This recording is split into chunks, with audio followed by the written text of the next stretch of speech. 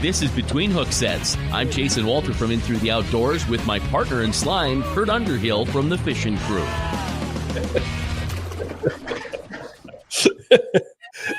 Are you rocking in a boat, or wait, you're coming in like a wrecking ball? Sorry, your hook's like a wrecking ball.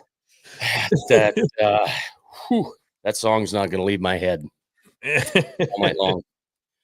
Oh, I hear you. Oh, yeah, I wish I could have been a little more graceful, but I've got tile down, and the wheels hit the tile and kind of slow me down a bit there. Kind of throw it off a little bit, doesn't it? Yeah, right on. Yep. Well, I have to admit, I tried to reach out to Easton Fothergill. Easton, where are you? Couldn't get a hold of him. Thought it'd be kind of fun to talk to the Minnesota guy, the Minnesota rookie, on the show here this week, just for fun, because the Bassmaster Elite Series is starting very soon, 7 days, a week away. Days. Yeah, but then this crazy thing came along, and it's our guest tonight, the 2025 South Dakota House Bill 1215. Yeah. I don't know where the conversation's going to go, Kurt. I really don't, because I don't know. It really depends on people commenting, watching, saying something, doing whatever. Okay, here it is, just in case people don't have a clue. Representative Roger DeGroot from Brookings introduced this bill, an act to provide rulemaking authority for licensure of fishing guides, hunting guides, and outfitters, and to provide a penalty. I thought the wording there was really interesting. Yeah. So, I mean, I guess I would love to hear comments. I've got a lot of phone calls asking if Roger was going to be on tonight. Not the point of tonight. The point of tonight is to, hear what people have to say, maybe clear some air, explain to people. I was telling you the other day, I've been bombarded by phone calls and conversations over this bill, and a lot of people don't even know how it works. A lot of people don't know how legislation works, period. Mark, you're right. It needs to warm up, no doubt. Yeah. I am chilled, but I don't think people understand the legislative process from sponsoring to introduction to becoming law. Yeah, and so Roger DeGroot sponsored the bill. So he brought the bill on behalf of the South Dakota Wildlife Federation. So the Wildlife Federation what you do is, if you got a law you want to change, or a rule or something like that you want to bring into law, you write your proposal, you get with the legislator, and frankly, you might have talked to 10 of them to find one that wants to bring it. They decide to bring it. Then you work with the LRC, South Dakota Legislative Research Council, and they go through to make sure your bill is eligible to even pass. Right. I mean, make sure it meets our constitutional law, stuff like that. And that's first and foremost before the bill gets brought. Now, I've seen proposals from a long time ago for this. I saw this proposal, very similar proposal to this, way before session started. I know another gentleman had a conversation with Roger about the same thing. At one point, I was hearing rumors there were up to 3 going to be brought. I think they might have all combined into one. And something people don't probably realize is, unlike our federal government, South Dakota has in our constitution that we can't stack bills. Thank goodness. So, I mean, people, if you pay attention to anything federally, was it a couple years ago when they passed the budget, they stacked on bills like the age of tobacco and, this and that, and there's 35,000 pages long, and nobody can ever sit down and read one of those. It takes a freaking team of 100 people to figure out what's in these damn bills. and they vote on it, and have people voting don't even know what they're voting on because there's stuff so buried in them. So thank God for South Dakota making it a one bill. You can't stack. It's a one agenda thing. And so it's very complicated to get a bill in because you have to do certain things.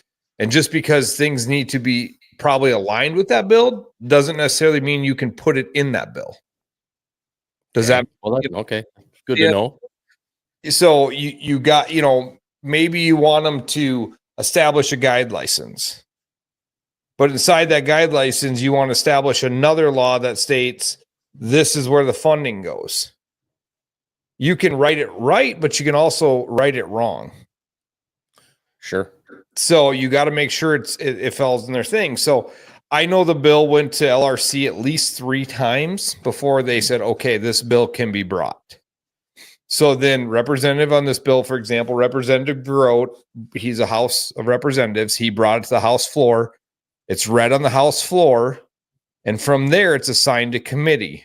A lot of times our hunting and fishing bills go to ag and natural resources. Am I there? Yep. It says you're streaming audio only for some reason. I don't know. It looks like my camera came. I'm not sure why you went away. Didn't even unplug my camera. Let me see if I can do this. You can. There you go. I was going to say you can keep talking and do the deal. Looks like I'm on the. Looks like there we go. How's that? So it's right on the House floor. It's brought once the House floor accepts it, which most are at that point. It's assigned to committee. So the committee is our House and our Ag and Natural Resources committee gets to hear, I'd say, the abundance of our bills for game, fish, and parks. And so it's assigned there. And then once it's assigned there, it's set a hearing date. That where people can go in and testify. That's where if you're on any bills, I mean, up until 6-7 years ago, this was all over my head. I lobbied for a group for a couple years.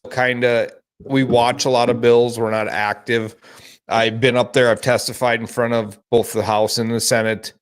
So I kind of understand the process of it a little better. But just because you're not a registered lobbyist, you can still email every one of them. And you can get on LRC's website, just Google SD legislator, and you can hit 25 bills, find the bill you're looking for. We're scrolling it across the bottom of the screen, for example, this one, and then it'll tell you when it's assigned to that committee. It'll tell you all the emails for that committee, who's on there, what representatives are going to hear it. So lobbyists work to talk to the 6 representatives on that committee and try to get them to say a yes or no vote, whatever you're trying to do. So the Federation lobbied pretty hard to get this done. Well, once it passes House there, once it passes a committee, then it goes back to the House floor for a vote. Once it's voted on, then it gets put over to the Senate side. Same process works. And then after, if both of them pass, it goes to the governor's desk to sign into law or to veto. Well, we got word last night that this bill, it's still on the LRC's website, so it hasn't officially happened, but it's dead. It got killed. It says not moved, and I don't know what not moved means. They haven't pulled it yet, but from what I hear, it was scheduled for committee, and it never got heard in committee, and it's been killed. Yeah, it must have had some time for discussion because they do have one amendment to it, and I'll zoom in on it. And there's what they changed. It's the only thing that's been changed, the requirement that an applicant for an outfitter's license be a resident of the state. So you can't be a non-resident of the state is what they're saying now. But will that matter? Not sure, because we saw this, I believe, last night or even 2 days ago. You could see that it says the executive process, Governor Roden will work to kill it. So it doesn't look like it's going to go forward. You know, what does that mean? I honestly thought, well, what does that mean for tonight? Are we talking about nothing? No, because the issue's not, this thing is not going to go away. Maybe 12, 15 goes away, but the whole guide issue, the whole stocking issue, the fact that lakes don't have fish in them anymore, kind of that conversation is still going to go on, whether this passes or not. Yeah. And, I'll be abruptly clear on this bill. There's nowhere that it states if it passes that they're going to stock lakes. It basically gives game fish and parks carte blanche to write rules and regulations on it. Now, when that comes to game fish and parks, they can decide whatever, they're independently funded, so they can do whatever the hell they are. They're self-funded. They're self-funded. They're still state government, but they're funded off our license dollars. Well, and then they have their own commission. So their commission would, staff would write the ruling that they want, commission would vote on it. Now, that doesn't say what the dollar amount of the fee is. That doesn't tell you what the dollar amount of the fee is, where the money's going to go. And one thing we learned when we passed the habitat stamp, when the habitat stamp was passed, them funds were directed by legislation to go back to habitat. So you can do that in your bills to direct where the funding goes. So to clear the air, this bill doesn't say anything about stocking. So if anybody's out there is opponent for this because they think it's going to stock fish in lakes, it is right now, not saying it won't, but there's nothing in the bill to state that it would stock lakes. And I know that's hard to see, but I'm popping it up long enough. Someone can do a screenshot, and if they want to zoom in, go ahead, but there's nothing about stocking lakes in there. Yeah. There's nothing about the stocking of a lake. So that is first and foremost. And, until you dig into these things, and even some of the wording in there, it's very hard to understand. You got to understand that, basically they wrote it as vague as possible, just so it would be put into place that Game Fish and Parks had to put something in place by July 1st of 2026.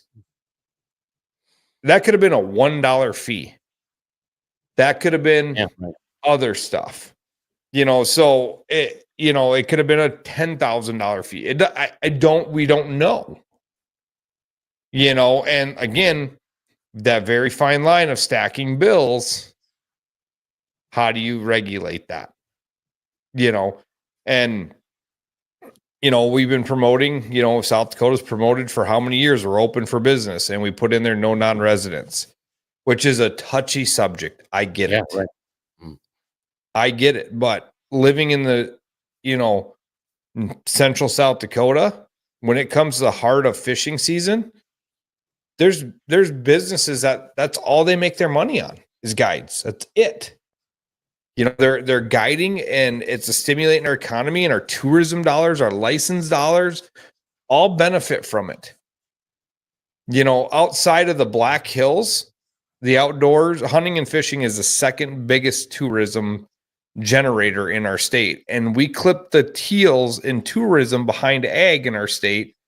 Like, tourism is number 2. So when you try to put these bills into place and you try to propagate rules and you do these things, it makes it very hard for a guy to operate. And I had this conversation with the guy today. He goes, my mom's a hairstylist. She gets inspected at any given time. Owns the building, doesn't own the building. I get it. We need inspections.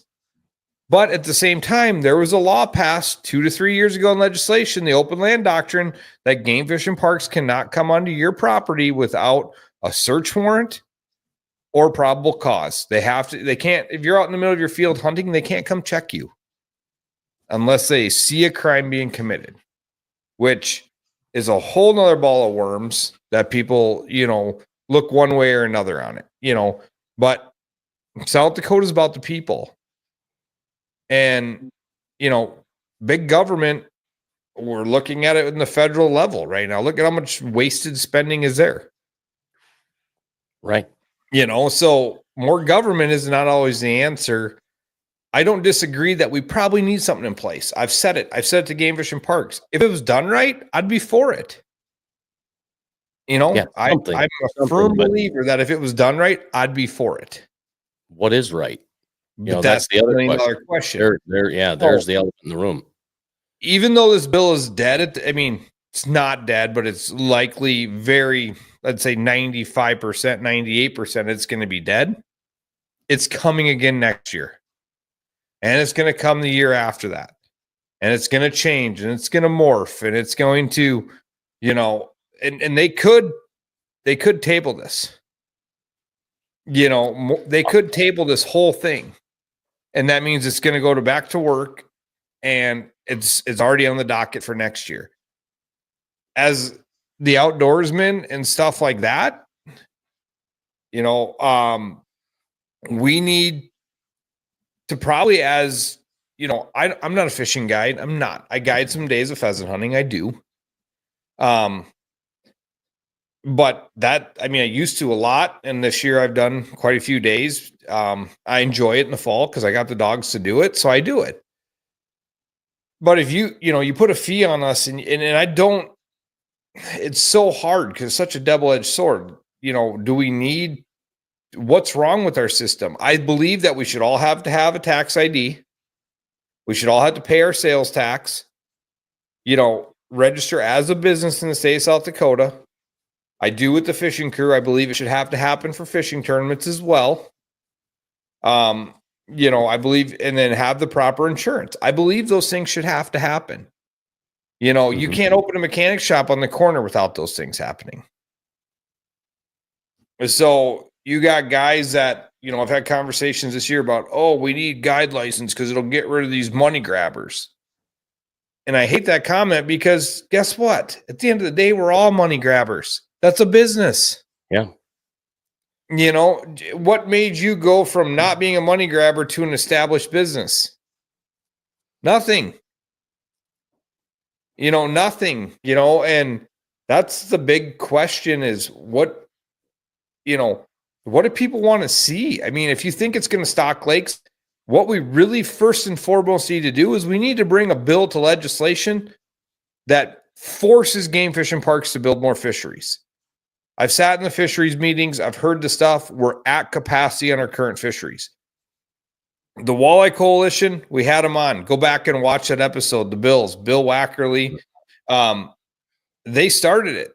They started the Walleye Coalition. They're getting Lake Oahe stocked because of them gentlemen in that group. Yeah, that group, yeah, right.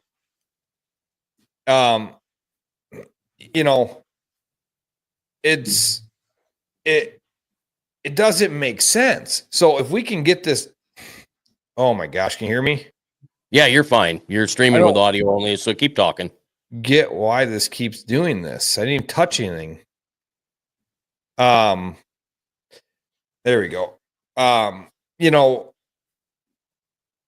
If we want that, then we need to bring a bill and funding to say build more fisheries, expand our fisheries.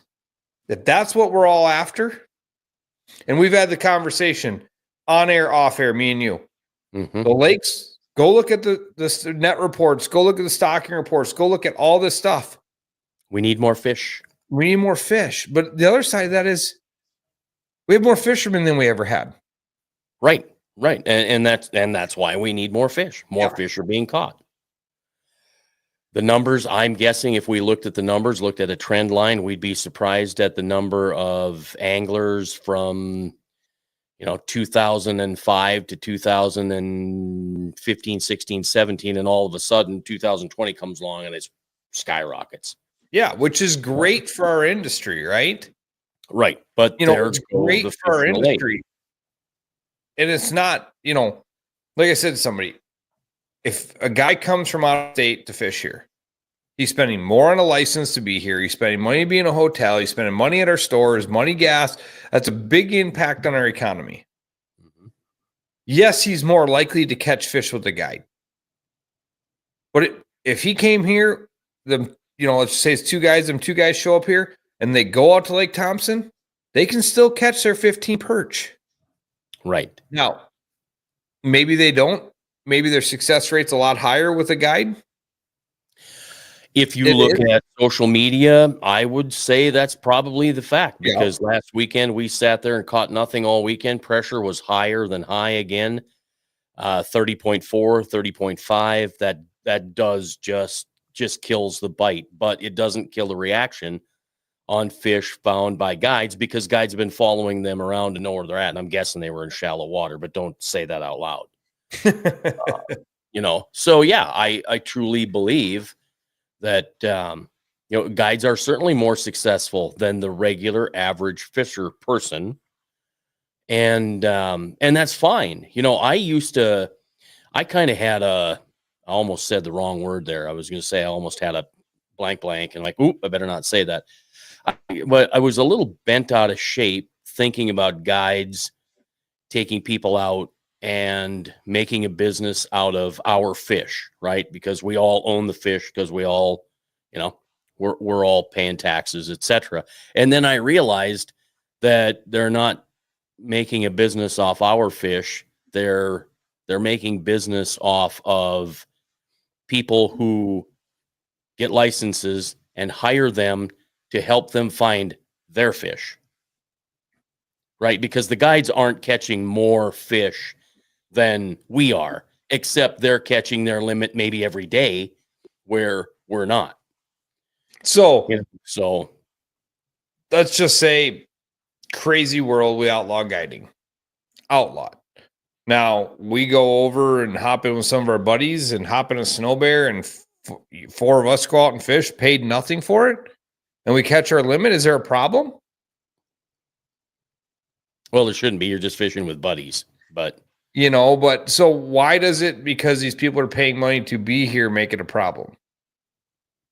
They're doing it every day. I think we're like me. I was kind of closed-minded, blinders on, just looking at it going, wait a minute, hold the phone. And then the more you think about it, the more people talk to you about what they do, the more you talk to guides, and you understand that they're doing just that. They're guiding people to the fish and helping them catch fish.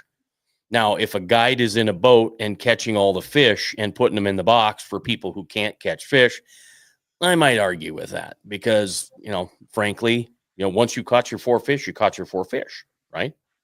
Well, party fishing's legal in South Dakota, so we can, So yeah, you can party fish. Now that guy can only catch 4 of his walleye either in the morning or in the afternoon, but he can't go out in the morning, and he can't go out in the or she go out in the afternoon. They can't come back with 8 fish, right? I mean, it's 4 fish daily. That's their deal. And so yeah, when this bill came out, I thought, oh, this is going to be really interesting. And then went, wait, where's it really actually going to go? And evidenced by the number of comments that we're getting tonight, not that we've got the biggest show in the world and that there would be 10,000 people listening, but I talked to a lot of people myself that said, oh, I'll be tuning in. Oh, I'll be commenting. And boom, nothing down there. So my thought is, I guess people don't give a rat's ass whether we get the bill or not. Either that, or the fact that maybe it's killed. Now people just don't care. Where are the comments from Ryan Sauter, from Jared Stroman, from, the list goes on and on. Sorry, guys, I don't mean to single you out, but you're on the top of my list. Tom Seberg, where are these comments?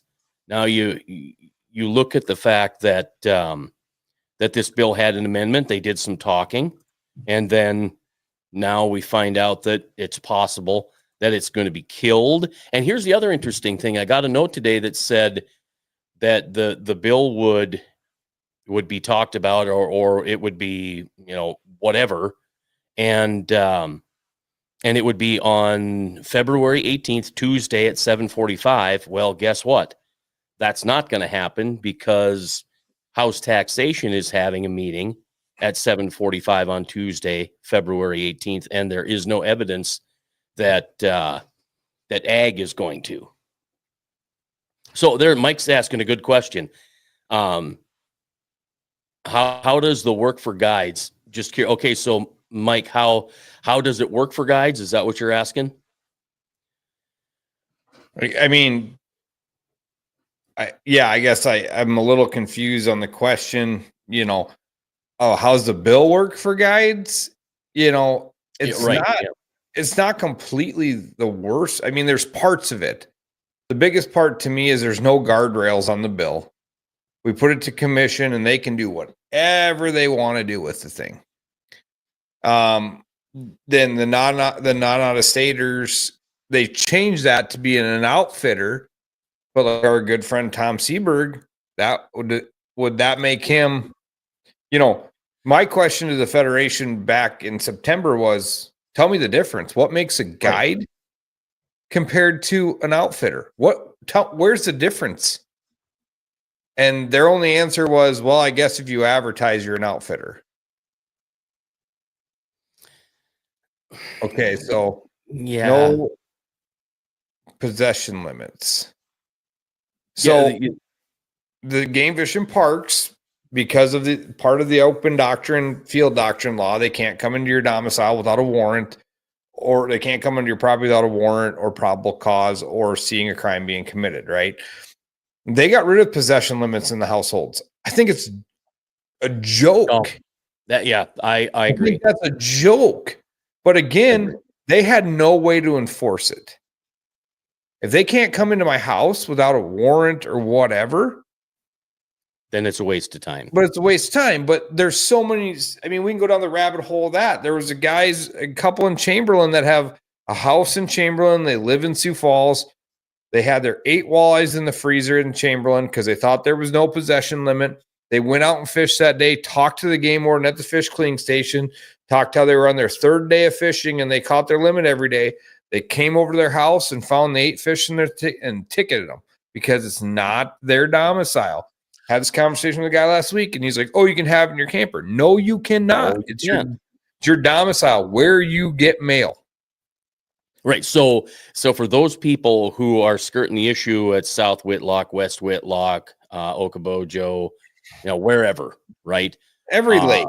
Yeah, every lake. You're so if you live in Arizona in the winter and that's where you get your mail, but you live up on South Whitlock, West Whitlock, whatever in the summer, and you have your mail forwarded there, that does not mean that's your domicile because you can only have one. Yeah. And I would guess that just like my place at the river, it is, I'm trying to remember how for tax purposes, it's not owner occupied. Yeah. Right. So my home here is my domicile. I pay taxes. It's owner occupied and my taxes are a little bit less. At the river, it's considered a second home. So yeah, there are plenty of people cheating the system and going to Arizona with 100 fillets of walleye, and they shouldn't be. Yeah, and I mean, I get it. I mean, we have 3 people living in our house, and my wife does fish, but she has a combination license. Back when we, and we kept some fish for our fish fry during the Gov Cup for the staff. Like we've stockpiled some fish for that, but. I mean, if you went out every day, let's just say you go to the river and you went out every day at the river, you spent all summer there, and you brought in 4 walleyes, 3 out of 4 days. Are you ever going to eat that many fish in a year? No. We can keep 3 walleye for a weekend and bring them home. And at the time, the 4 of us, my mom and dad, my son and I, did not eat all of the 6 fillets. Now they were 17 to 21 inches. So they were fairly good sized fillets, right? Yeah. Not huge, but fairly good sized. So Shane's got a question. What if you work for a hunting operation and guide for them? So according to what this is saying, you would be considered a guide, not the hunting operation. Be considered the outfitter. Now, part of the bill states that pheasant preserves are excluded because they knew that'd be a non-starter in our state, especially when, Christie was our governor because she has an operation herself. They knew that would be a non-starter and they say, well, they already have they already pay their dues and blah, blah, blah, blah. No, I can have a pheasant preserve on my own chunk of ground if I want and never take anybody. That's a dumb argument to me. That was a skate around the system. Let's go after fishing guides. Basically, this bill to me is they might as well take hunting out of the equation. They want to go after duck operations, which is how many in our state, other than the spring trailers that pull through town, to chase the snow geese that started chasing them in Arkansas and chase them all the way back to Canada. That pretty much eliminates them unless they're a South Dakota resident. Right. From what I understand, when they did the amendment, it's still allowed non-resident guides to come in and guide, but you can't be an outfitter from a non-resident state. It eliminates guides from, fishing guides. It eliminates. So if you don't work for, the outpost and you're up here and you're saying that I'm a fishing guide on Lake Oahe, I'm from Nebraska and I'm up here guiding. This bill states no. You're not doing that. So if the outpost hires you as their guide, which there's going to be a loophole in it because they're just going to say, hey, the outpost hired me to guide these guys because I'm putting them there. Not saying the outpost will do that, just throwing a name out there like you did earlier. But they're going to find a loophole and they're still going to guide here somehow, some way. Would assume. Yeah, it's not some going may not. Some may not. But you're taking on, like, back to the thing, you're taking on fishing guides, you're taking on the very few deer hunting operations we have in South Dakota, which is only West River, on private land only, and you're taking out waterfall operations pretty much. I mean, that's what you're targeting. And frankly, you're part of that bill reads if you're a landowner or have landowner permission, which is kind of funky. So I don't know how that would have fallen on in Game Fish and Parks rule proclamation of it. So that, a lot of this bill we don't, and that's the biggest, scariest thing to me. We don't know anything. This bill just says, here, Game Fish Parks, you have to do this. Come up with what you want. There's no guardrails. Yeah, it's not 40 pages. Isn't this the bill, right?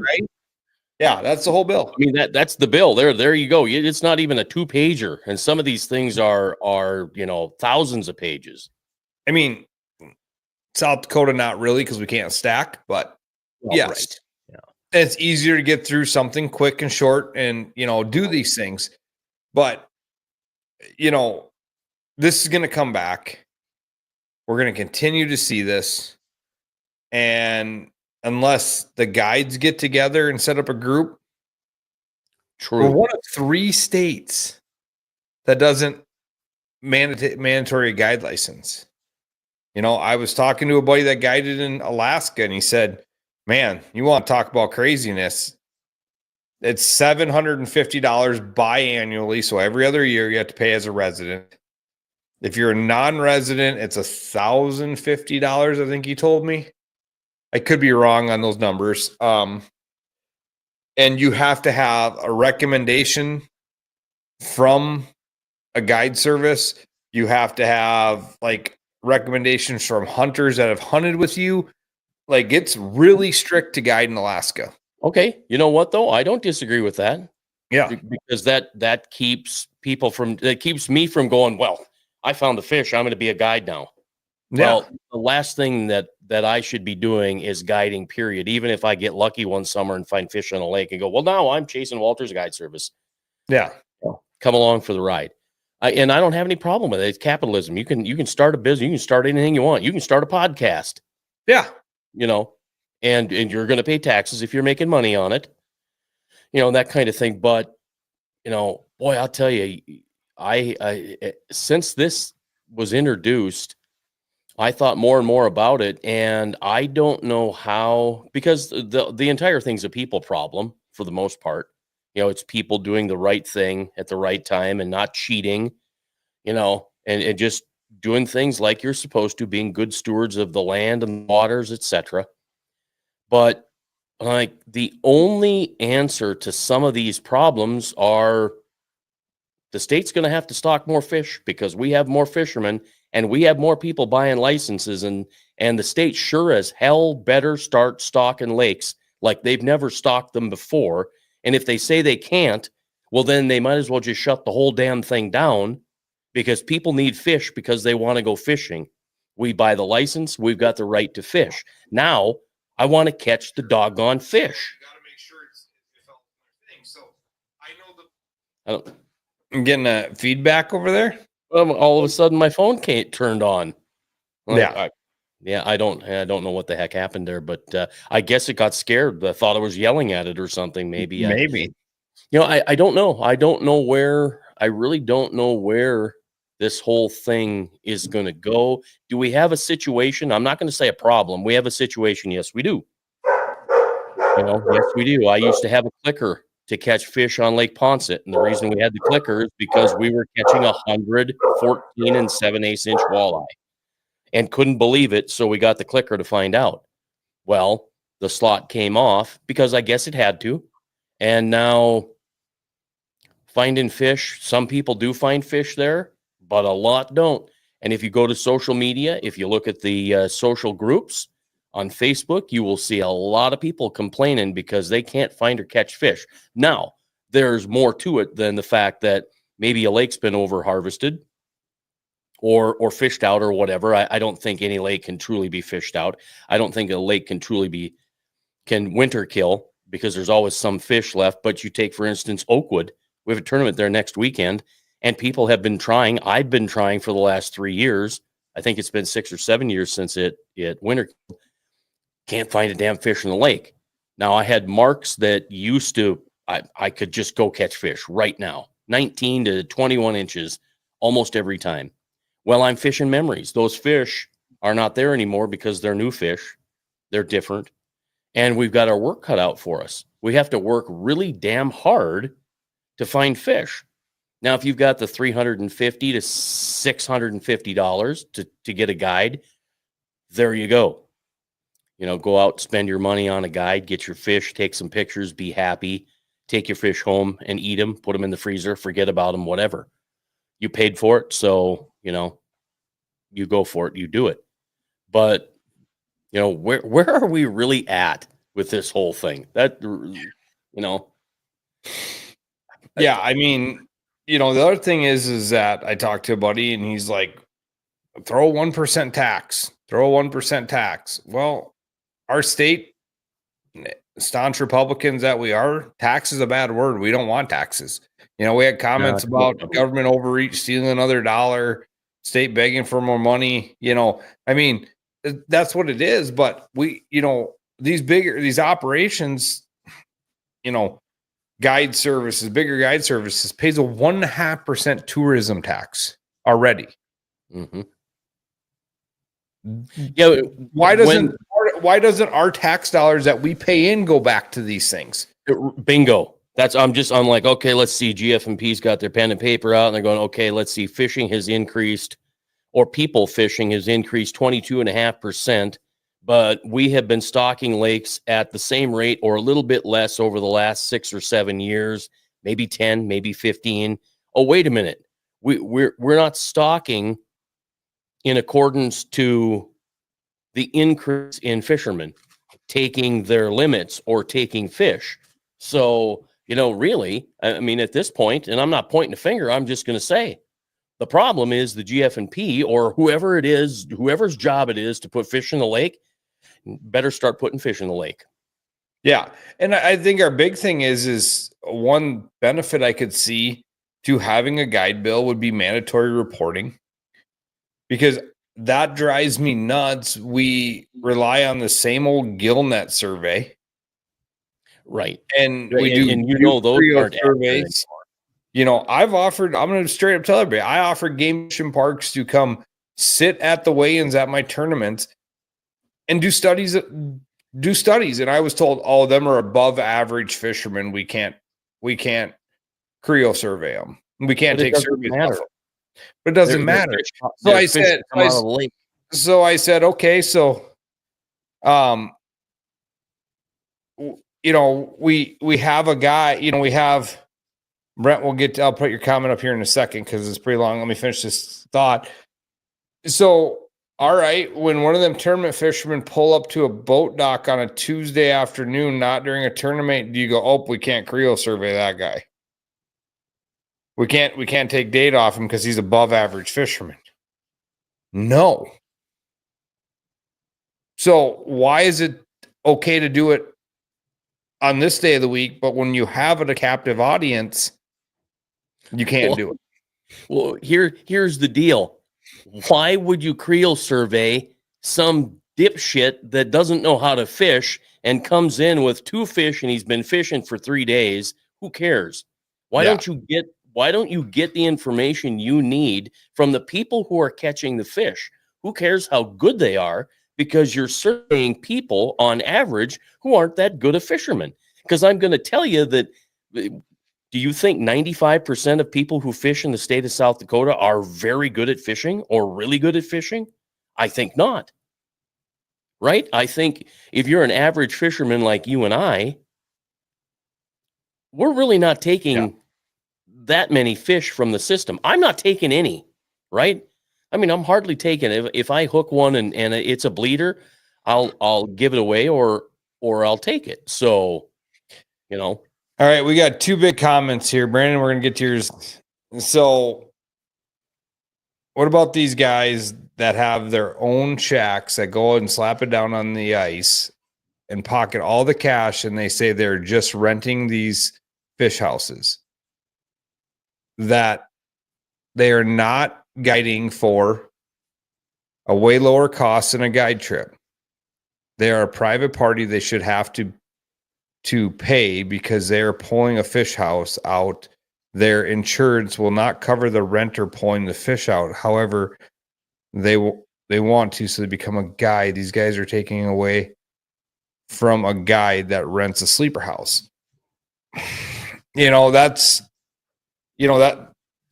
good point there, Brett. Yeah, I had a conversation with the guy about this, and I said, to me, you got a hotel on the lake.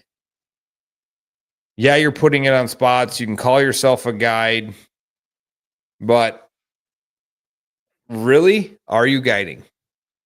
You're dropping it down. You're not you're not sitting there with the pressure on you to make fish bite and living this thing. So you're renting out, I'm taking my shack out this weekend. I put it down on the lake and I rent it to Brett for 4 days, and I pocket the cash and I go. I guess my thing is it like a VRBO or a Airbnb on ice? I mean, what do they have to pay taxes? What's the difference there?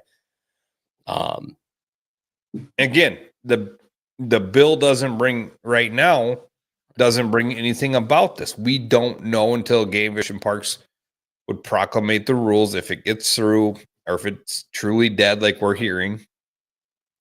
I don't know. So okay, so I guess the way I'm kind of feeling now is that if this bill is going to continue, part of the bill needs to say or specify who can and cannot rent an ice house. Because I honestly I don't know that you should be able to just rent your ice house to anybody for the weekend without something. Because you can't I can't rent my place out for the weekend at South Whitlock. I mean, I can't say, hey, sure, because I had people at the radio station. Well, I want to rent that for a weekend. Well, I found out you can't do that. I don't think Kevin's going to let me rent out my tiny cabin at Ponset for the weekend to somebody else. So how can I put my ice house on public water, rent it to somebody, and take the money? I don't know. Brett, it's a great question. It's something I've never pondered. We got a bunch of comments. I'm jumping around in their comments. They're coming in on Facebook or wherever, different directions. So I'm jumping through them, but go ahead and read this one. I mean, since people are going to be listening to this, I think we need to read the comments. Right. Yep. I agree. So regarding Brett's comment of his guiding is anything that aids to helping people chase game, scouting, rentals, gear experience, and anything else it falls under. That is what guiding is. The definition was brought out because in Minnesota, it's illegal to guide turkey hunts. Brandon, that's interesting. Thank you. That's very interesting. I'll get to Drew's because I think it's on the same topic. All right. You are still making money on a public body of water, such as guiding to catch fish. Yeah. I mean, right. Yes, exactly. That's why I say I think somewhere along the line, you can't just, I guess the state's going to have to say you can't just, for personal reasons, rent your ice shack to whomever without registering as something. And I don't know if that's an Airbnb or what. I don't know. That's above my pay grade. So let's get into this one. Okay. As far as waterfowl guiding goes, something drastically needs to be done, not just in South Dakota, but everywhere. Think easiest and best solution is to absolutely eliminate non-resident guides. Traveling guides are a menace and just come in and take. Above that, waterfowl guiding, being federally regulated, should require a hefty federal guide license and also required state license. Well, as I read that first, I can't disagree with that. You know, but we gotta look back that South Dakota follows. I think most states, there's very few that don't, the North American wildlife model that basically states that when any animal, even if you release a pheasant, once it's on the land, it becomes a public resource. So you're looking at guiding waterfowl. Agreed. They travel along, they take, but they also stimulate the economy. You know, yeah, you would hope they're staying in motels. These snow guides that are chasing, they don't have houses here. They may be from Minnesota or whatever. They're paying into the economy.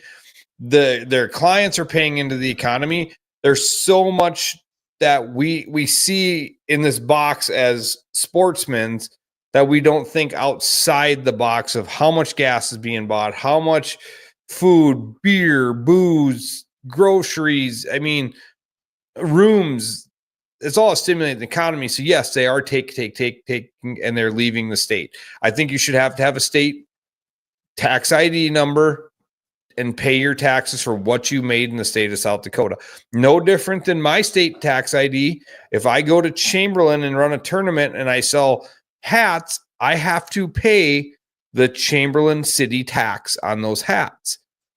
If I go to Sioux Falls, I pay their tax bracket. Wherever I'm at, I have to pay in that city what I take for, what I make in revenue. Even though I brought everything with me and we're set up at, the Smoking Mule in Chamberlain, just because we're talking Chamberlain, and I sell those hats, I still have to report that and pay that tax in that community. So that is, 100%, but I think a lot of this is a Department of Revenue thing. Department of Revenue needs to crack down on these guides that are out there. I don't disagree with that, and that is you're absolutely right there. Comment from earlier, bingo on, right. And we've talked about that report in the catch. I think there's nothing wrong with that. That keeps guides accountable. And you're right, Tom. The bill is very vague on many things, but Kurt, you're right in the fact that maybe the Department of Revenue needs to be involved in this because, if I'm renting my shack for the weekend and I'm getting $100 a day, because if you're going to get a motel in Brookings or Pier or whatever, it's going to be $179. You're not going to have 4 holes or 5 holes or 6 holes drilled and have rods and all that stuff, and you get to fish all day. So maybe it should be more like $250 a day for renting and fishing in my shack. So now all of a sudden I got $1,000 bill I put in my pocket, but how do I pay my taxes on that? Because it's a sale. So I owe sales tax to the state of South Dakota. All right. Bryce or Bruce says you don't pay taxes, you collect it and submit. Agreed. But it's still, we're putting, we're collecting it. Yes, you're correct. We're not paying it out of our pocket. We're collecting it and submitting it. I get that. So you are correct. We got a couple more comments. Tom, how about lowering the limits to 5 gills, 5 crappie, 5 for perch? I'll go with that because I'm sick and tired of seeing 60 crappie or 60 perch sprawled out on the ice every weekend in a picture on Facebook. I'll go with 5. 5's fine. You don't need to eat 15 perch or 15 crappie. Okay. Clint here. Go ahead and you're a way better reader than me. Okay, so now did we have a comment from Paul? I'm guessing I don't see it come in, so I don't know if it's on your page or something. I'll check while you're reading this. Okay. All right, so we're guessing that Paul had a comment somewhere and it didn't come through. But Paul Stark, one thing I think people don't see or realize is this issue isn't the guide's fault. They're trying to make a living, and they are legal in the way the system is set up currently. It's the states that really mismanage this whole ordeal from lack of stocking, especially perch, and not adapting their fisheries management strategy to today's anglers, much like we talked about, 10, 15, 20 minutes ago. There are just more people fishing today in the northeastern part of the state. Frankly, I would say in the eastern and central part of the state as well, and maybe even in the western part of the state, because we've got great fisheries all over this state.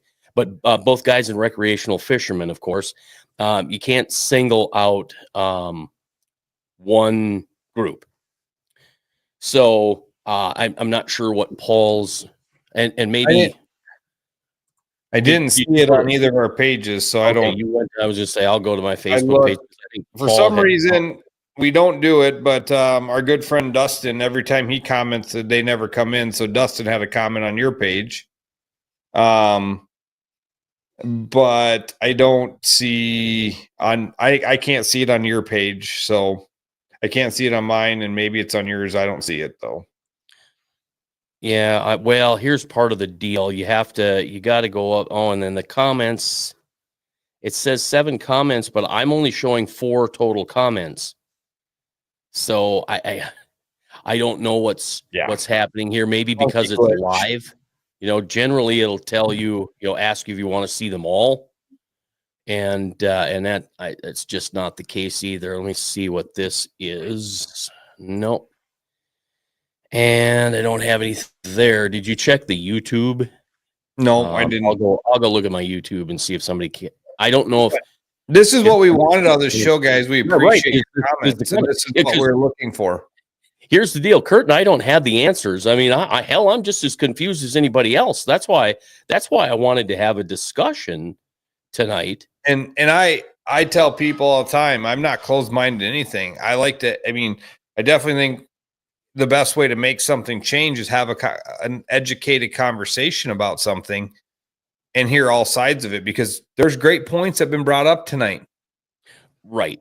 There's great points that have been brought up tonight. So, get all the points together, come up with the best solution. And I guarantee the best solution doesn't make everybody happy. True. I've got to be a little upset. You got to be a little upset. Right. Yeah, I think, right. And I think for the most part, we all are, and I don't know why I can't find Paul's raise the price of fishing licenses. They just did that. They did that. Was it $3, $4, something like that? We now have a non-resident park entry license. Yeah. Right. Yes. So yeah, we are raising the price of licensing. But at the end of the day, the money they can charge us $100,000. But if the money doesn't go back and get appropriated to stock a lake, it doesn't matter. Right. And there again, that's on the GF&P. That's on whoever's keeping them honest. Does the GF&P release something that says we took in $14 million in licenses and we spent 13 million on restocking lakes. I mean, you really have to look for stuff on the GF&P site, especially since they went to the new one a few years ago. You can't find crap on that site. Yeah. And I don't know, yes, the money has to be spent on some key things. Tom, yeah, you're absolutely right. Do we as anglers or we as outdoorsmen, do we have to start a group and go to the Capitol and be heard? I mean, do we I don't want to say protest because I hate that word.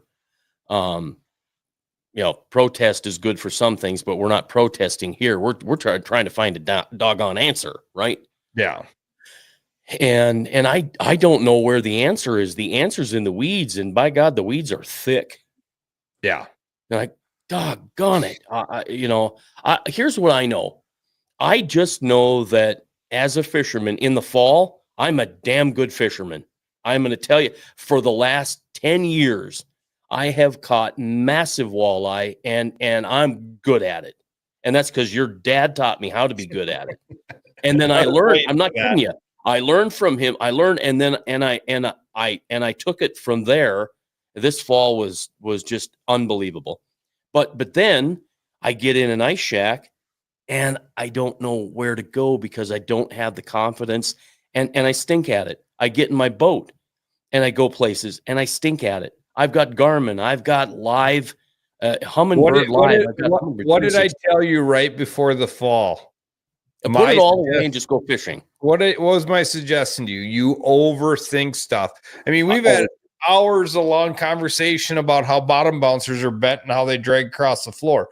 Your mind works in a magical way, and you are thinking about how a bottom bouncer drags on the bottom. Do you think Bob Prop Sr. ever bent a freaking bottom bouncer anyway? God, no. No. He put a gold Aberdeen hook with a split shot, and it caught more fish than probably everybody watching tonight is ever going to, right? I mean, he didn't overthink anything. No, right. But here again, like they said, he just thought like a fish, right? So to wrap up my story, I'm just sick and damn tired of going out fishing and coming home with 8-inch walleye because that's all I can find. But then you talk to the guy 125 feet over here. Yeah, we caught 116, but the rest were 8 to 10 inches. But then you talk to a guy in a snow bear who had his limit of 16 to 19-inch walleye, but they moved and they found the fish. And here again, you can't blame the guy in the snow bear because, frankly, me and my four-wheeler are more mobile than any snow bear will ever think of being, right? I'm just not sitting inside in comfort without my jacket on. I'm all bundled up and I'm doing whatever I got to do when I'm out roaming around. So I used to just kind of be upset at guides and snow bears and people who can catch fish more than me. I honestly don't know how we fix all this stuff. I really don't. I know I have one answer to the whole problem. And that's get more fish in the lake. I don't care what they do. Just put more fish in my lake, period. Yeah, we got another one. From Bruce Tucker. Idea, guides register and collect, say, a $5 fee from clients for any of that commercial activity per day, submit to the state and the feds, I'm guessing, and state and feds, used to improve opportunities for whatever activity is done. I don't disagree with that. Don't charge a fee to guides, but charge the people who are actually fishing and catching the fish. AKA a tax. Yeah, it's a tax. I can't disagree with that. Okay. It seems because we're brainstorming here, right? So there's no wrong answer. There's no wrong answer. There's no right answer. Oh, I missed one from our good buddy Chuck. Here you go. Wow. Okay, so now this guy knows how to guide on the river. Hi guys, all good stuff. Thank you, Chuck. Back in the 80s, we had an organization called the South Dakota Pro Guides. Pretty much was a group that governed themselves or ourselves. We did all go and get Coast Guard licensed and have CPR certification. We talked about being licensed by the state, but the state was not in favor of doing it at the time. But you're right. If fishing was better overall, I don't think we'd even be having this conversation about having guide licensed. I agree, Chuck. Very well said. Yes, you're right. That's the deal. So here again, now Tom Seberg says have a guide license. And here I don't see anything wrong with that. Because I guess if you're a guide, you should probably have a license. Chuck and his group wanted to have licenses, but the state said no. Now, why the hell the state said no, I have no idea. But I can tell you that whoever is running the state was there in the 80s, and they're still there today, I'm sure. Yeah. So I was joking. Shane, what's your opinion on putting a slot on the lakes and the rivers? Okay, I'm for it. I have no problem with it. So this is going to go down a rabbit hole. Yep. And I'm not saying I'm for this. I'm not saying I'm against this, but I sat in the fisheries meeting last year and I said they sat and preached to us that over 35 foot of water, the walleyes are dead. They're dead. And I said, so and then at that point, 2 years ago at the fisheries meeting, which they were completely wrong. Their nets were way off. They told us there was an abundance of fish under 15 and we had an abundance of fish over 20 inches. The 15 to 19s were super scarce in the system. And I raised my hand and said, then why are we protecting the big ones? Yeah, right. And why are we not protecting the little ones to grow up into that size? True. And they basically said it doesn't matter. They did finally admit to me that the 1 over 20 is a social law. And too many people complained that Jason Walters went out there and caught his 4 overs and they caught 18 inchers and they're mad. So they put it in for a social law. And I said to him at that point, so how good do social laws work in this country? We've seen it the last 4 years. It doesn't work. Not worth a damn, because you can't be mad. If you can only catch 18-inch fish and not your overs, well, then you don't know where to catch the overs because the overs aren't where the 18-inchers are. Yeah. And frankly, and I'll go back and I'll defend. Steve says he likes the idea of a slot. I'll go back and defend my catching 8-inch walleye. I know damn well that where I was sitting over the weekend with 30-mile-an-hour wind chills, and it was 30 below wind chills. It was cold and I didn't move because I'm old and lazy. But we were on the 8-inch walleye highway. There weren't bigger fish there because big fish don't hang out with 8-inch walleye, right? 30-inch or 22-inch walleye are not swimming around playing with 8-inch walleye. It's like adults playing on a playground at the school with little kids. It ain't happening. Mason. All right, talking to legislators is the best scenario no matter what side of the argument you're on. As far as groups, that's also a smart idea. Most industries in the business world have some sort of associations and meetings they hold quarterly and are part of. Yes. Bingo. Yeah, I mean, at the end of the day, we're just having an open conversation. Yeah. Not saying we're for it, not saying we're opposed to it. We wanted people's opinion. We figured it would get some conversations. And it did. This is exactly what we wanted to happen. Yeah. Right. So Chad said, we have a slot. Was a question for a minimum slot. I think that's the main question. I think the minimum slot. Lake Oahe, we have no minimum slot. And you watch people boat flip 10 to 13 inchers and keep them in their live well, right? I mean, and it's their limit, right? It's 4 fish. That's what they get. I get it. But if we want the better fish, let them grow up. Yeah, because you look at the gut pile at South Whitlock in the spring when the big fish are biting, it looks pretty good. And then all of a sudden, July 4th comes around and it's full of 11 and 12 inch guts. Yeah. And to me, that's just disgusting. I've seen a few pictures from guides where, and I had a buddy that went out and they caught 8 walleye and they kept 12 inchers. And he was upset. because they still had an hour and a half to fish and they wanted to upgrade. And this, the guy said, well, no, we're not going to, we just want to go try to catch bigger fish. They were going to keep their 12 in the box, but they wanted to go try to catch bigger fish. And nope, we're done. Goodbye. And they were out. So it was not a good experience for my buddy, but yeah, but here's what's happening, right? We're out to fish because we want to catch fish, but there aren't enough big ones in the lake. So let me put this banner back up again. There you go. There's answer number one, put more fish in the lake, period. Yeah. And that's just my opinion. I'm just, here we are. I'm not saying that I'm right or that I'm wrong. I'm just saying that I would like that.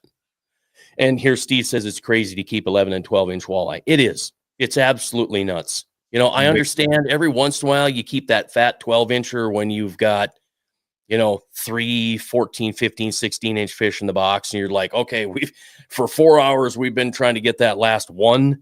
And this is a little fat 12 inchers coming home with us. I get it. But when you're boxing 4, 8, 12,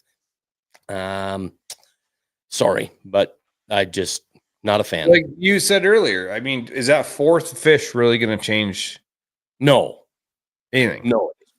No, because you're not getting a participation award. You're not getting a trophy. I caught my limit. Yay. Oh, that's the biggest thing is it's a social problem, and we got to have our limit. Yeah, it's not a good day unless we get our limit. Yeah. Oh, you got your limit today. You should be a guide. Yeah. Not even that. Most people they don't say it's a good day unless they have their limit. Right. Limits change. Well, I was talking to another friend and talking about fishing. When I go out on the river by myself, I go out at 5:30 a.m. and I will fish until I catch 4 fish. If I catch 2 10s and 2 12s, that's my 4. I pack her up and I go home. I caught my 4 fish. I'm done. I went out there and I did what I wanted to do. I wanted to go fishing. I caught my 4. I'm done. This fall when I went out, one day I caught 4 before people get a crazy misnomer, you don't keep fish ever. Right. I'm a catch and release guy, period. I don't keep them unless they're bleeding or they're, we've got, they swallowed a hook and it's over. If the fish is dead, it's dead. I take care of it. I take it home or I give it to a buddy because he eats fish all the time. I've never seen a guy eat so much fish. Yeah, right. Kevin says too many people get stuck on having to take home limits. Yeah, you don't have to take home a limit. It just keeps you from taking 5, 6, 7, 8, 9, 10 of them because you got on a honey hole and decided to go nuts. Whatever. Right? You don't have to take home 4. Let's go back and look at the whole deal of bass. Got the whole idea of catch and release from trout fishing. You talk to a serious fly fishing guy, they don't keep anything, hardly, if ever, right? And it's the bass world. If you went down south and got guided on a bass trip, you're not bringing a single thing home. I've been to Hawaii or to Mexico marlin fishing. We catch them, we hold them up, take a picture, throw them back in the ocean. There's on the guys we go with, there's no billfish allowed. If we catch mahi or a wahoo or tuna, we keep them, but the billfish go back in the system. And how about I can tell you the days that I caught my marlins and said this was awesome. Yeah, look at Canada. Can't bring that trophy home anymore. Yeah. It's enjoying the outdoors. You don't always catch fish. Yep, Steve, you're absolutely right. That's part of it for me. The chase is the big thing. Bring back possession limits. Tom says, yeah, I agree. I think we need the possession limits. We have to have stuff. It's just like putting a lock on your storage shed. It's just keeping honest people out. Mm-hmm. So let's keep honest people honest. Let's keep crooked people somewhat honest. If not, let's catch them in the act and let's get rid of them. But, I don't know. I thought we had a healthy conversation. I see we're on an hour and 10 minutes. We had a healthy conversation tonight. It was great that people chimed in. We had a ton of comments. Here's another one from Chad. Guides are paid to get limits sometimes every day of the week. Our paid. Yeah, our paid. Yeah. So yeah, you're right. I would disagree with that statement. Guides are They're not paid to put you on an experience. Put you on right. Limits aren't promised. Right. Yeah. There you go. Yeah. Right. Yep. I agree. Limits aren't promised. Yeah. Limits are never promised. Period. Yeah. I mean, as a guide, you can't. You can spend $800 to go to the Mississippi to catch big perch and not catch anything. You then you don't like my Topo Chico? Get right on there. I need a bush light. Yeah, I could use a bush light. For Pete's sake. Well, I was a little kind of bummed out when I heard that maybe the bill was going to get killed, or I was hoping for information, and we didn't get that information. So we had a great conversation here. Drew's got another comment. It seems like customers on guide trips aren't happy unless you catch your limit versus just enjoying fishing. I think that's become the social stigma. I mean, I'm paying for a guide. I want my limit. Kevin says no way in hell should they be boxing anything smaller than 14-inch walleyes. I do agree. I'm not even boxing 14s. Seriously, we're getting into comic section here. That's fine. That's what we've been waiting for. That's what we want all night. Cody says I like Canada's policy. Keep 4 on your trip under 22. Take pictures of the big ones. Put them back for someone else to enjoy. Yeah, I can't argue with that either. Shane does not like my Topo Chico. Okay, well, and Chad, true, yeah, I guess I think he's agreeing to my response to his, comment before. Guides are paid to get limits. Yeah, so and that's what we got to. I mean, like Drew said, some people are. It seems like customers ain't happy unless you catch your limit. Well, because that's a people problem. It's a mentality, right? It's the mentality, but it's the ceiling, right? You got your floor, which is getting skunked, and your ceiling is to catch your limit. So when you're going to spend $300 to $600, you want your ceiling, right? So I get it, I understand it, but you can't be mad because you didn't catch it. No way am I in favor of this. But if they went to one walleye limit, and a guy caught one walleye, is he happier than going out and catching 40 he threw back?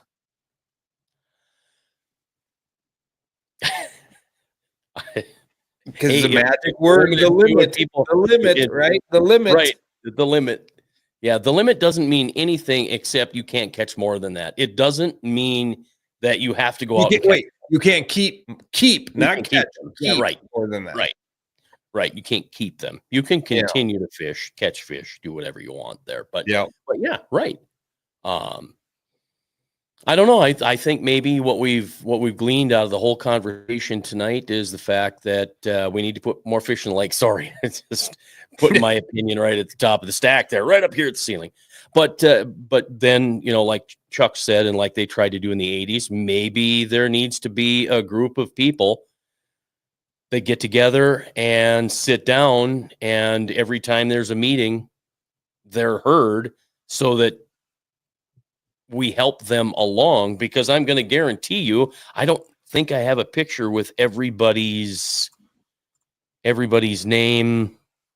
I don't even think I can rattle them all off at this point anymore either. Are you talking the legislators? Well, the group, the Ag Committee that's going to hear it. Yeah. Supposedly next week. I don't have all those. But tell me how many of them fish. Does our governor fish? Does Governor Roden fish? Does he enjoy a guide trip?